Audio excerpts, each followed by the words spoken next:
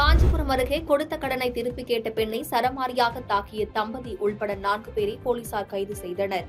கள்ளக்குறிச்சி மாவட்டத்தைச் சேர்ந்தவர் கலையரசி. 31 வயதான இவர் சென்னை தாம்பரத்தில் தங்கி தனியார் கட்டுமானத்தில் வேலை செய்து வந்துள்ளார். அதே நிறுவனத்தில் கள்ளக்குறிச்சியைச் சேர்ந்த விஸ்வா என்பவர் ஒப்பந்த அடிப்படையில் பணிபுரிந்து வந்துள்ளார். இருவரும் அறிமுகமாகி பழகி வந்த நிலையில் கலையரசியிடம் இருந்து விஸ்வா 3 லட்சம் ரூபாய் கடனாக பெற்றுள்ளார். கடன் கொடுத்து நீண்ட நாட்களாகியும் விஸ்வா பணத்தை திரும்ப தராததால் அவரிடம் பணத்தை கேட்டுள்ளார்.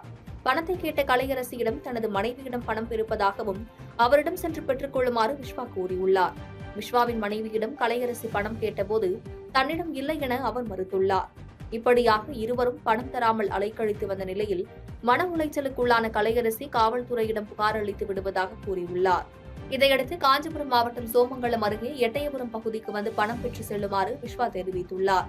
இதனை நம்பி அங்கு சென்ற கலையரசியை விஸ்வா மற்றும் அவரது நண்பர்களான சஞ்சய், முகமது ஆசிப் ஆகியோர் கலையரசியிடம் இருந்த பணம் மற்றும் நகையை பறித்ததோடு சரமாரியாக தாக்கி தப்பி ஓடியுள்ளனர். இதனையடுத்து இச்சம்பவம் குறித்து சோமங்கலம் காவல் நிலையத்தில் கலையரசி அளித்த புகாரின் பேரில் பண மோசடி செய்து தாக்குதலில் ஈடுபட்ட விஸ்வா, அவரது மனைவி வெண்ணிலா, விஸ்வாவின் நண்பர்கள் சஞ்சய், முகமது ஆசிப் ஆகிய 4 பேரை போலீசார் கைது செய்தனர்.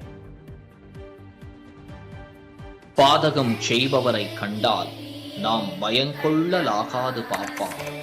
மோதி மிதித்து விடு பாப்பா, அவர் முகத்தில் உமிழ்ந்து விடு பாப்பா. அண்மை செய்திகளை உடனுக்குடன் தெரிந்து கொள்ள இணைந்திருங்கள் இயம்நாடு தொலைக்காட்சியுடன்.